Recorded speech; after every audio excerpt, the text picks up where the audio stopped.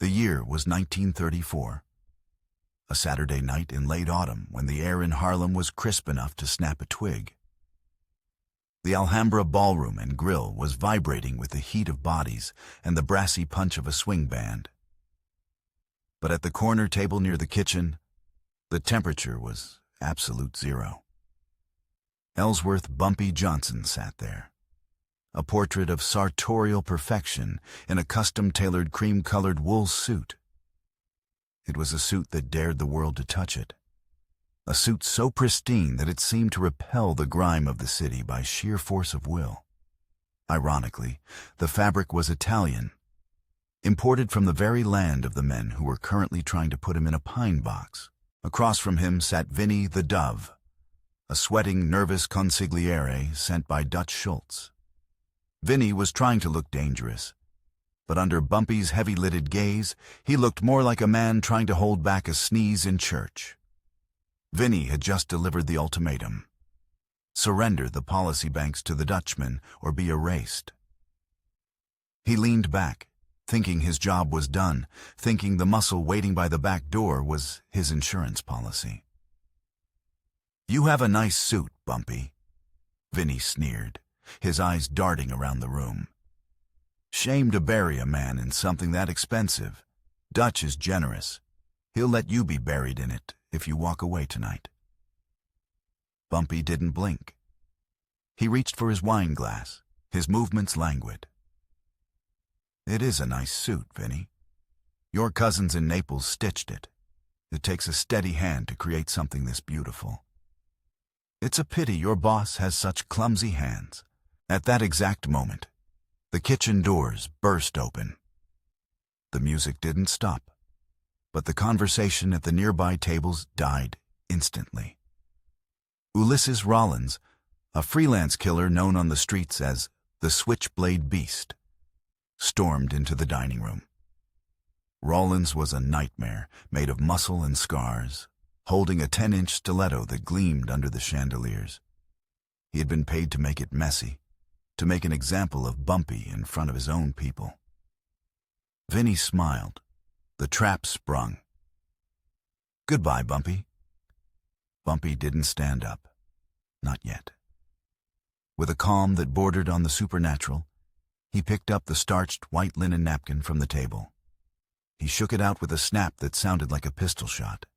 And then, with deliberate, aristocratic grace, he tucked it into his collar, fashioning a makeshift bib over his cream lapels.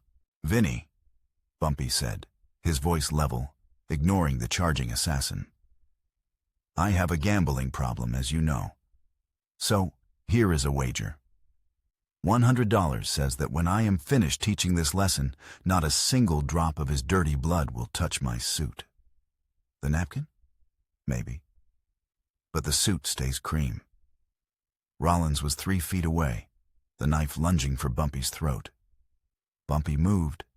It wasn't a brawl, it was a magic trick. Bumpy pivoted in his chair, the cream suit becoming a blur of ivory motion. The straight razor, the cheetah, appeared in his right hand, as if materialized from the ether. He didn't block the knife. He flowed around it.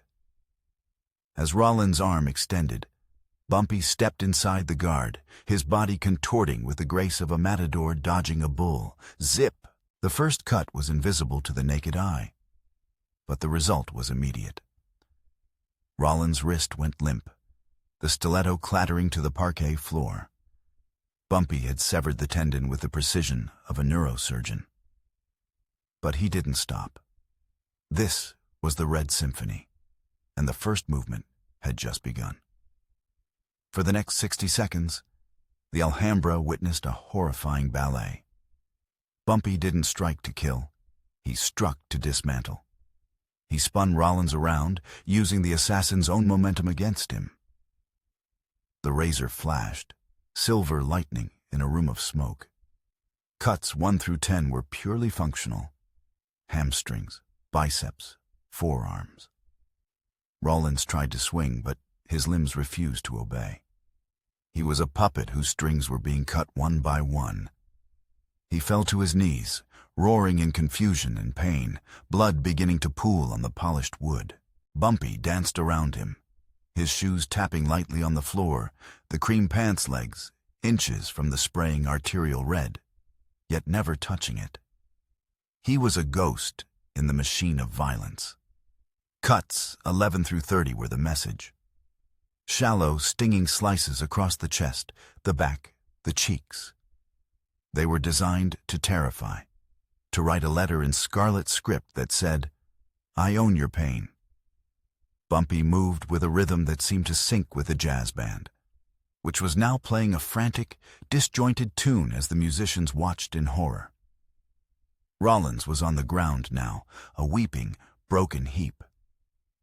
He tried to crawl away, his blood smearing the floor. Bumpy stepped over him, his movements light, almost floating. He delivered the final flurry, cuts 31 through 36, etching a map of Harlem's rage onto the man's skin. Then, silence. Rollins lay groaning at Vinnie the Dove's feet. The floor was a slaughterhouse. Bumpy Johnson stood in the center of the carnage.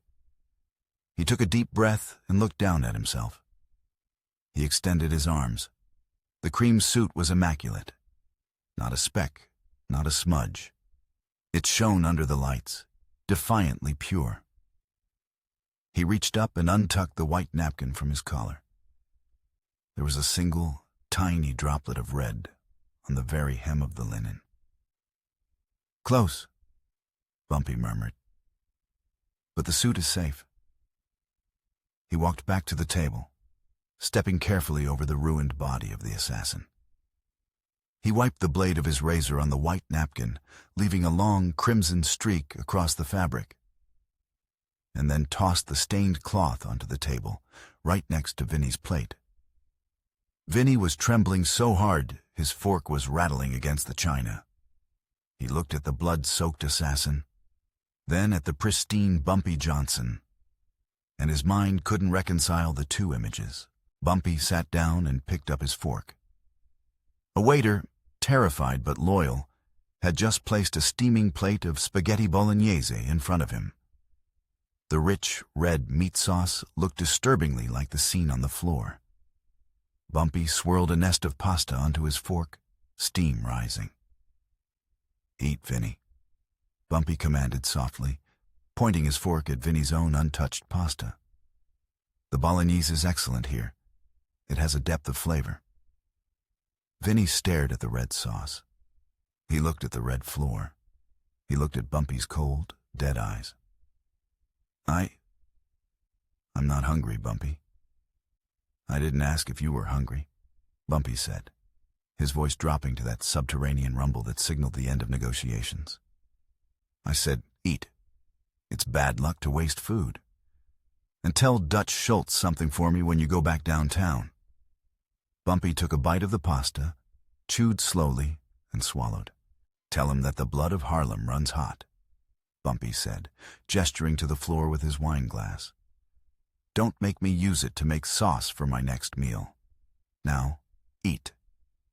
Vinnie picked up his fork. With shaking hands, he forced a mouthful of the red pasta into his mouth, gagging as he swallowed, the metallic smell of fresh blood mixing with the aroma of tomatoes and garlic. He ate because he knew that if he stopped, the razor would come out again. Bumpy watched him for a moment, satisfied. He pulled a crisp $100 bill from his pocket, the wager he had won against himself, and signaled the waiter. "Jerry," Bumpy said as the trembling young man approached. "I apologize for the mess. Please see that the staff gets this for the extra mopping up." He stood up, buttoning the jacket of his cream suit. He looked at the band leader, who was holding his trumpet like a shield. "What are you waiting for?" Bumpy asked, flashing a charming, terrifying smile. "The show isn't over. Play something upbeat, stompin' at the Savoy, and make it loud." As the band kicked into a frantic, brassy rhythm, trying to drown out the groans of the man on the floor, Bumpy Johnson walked out of the Alhambra. He moved through the parting crowd like a king, his cream suit glowing in the dim light. A symbol of a man who could walk through a hurricane of blood and come out the other side without a single stain.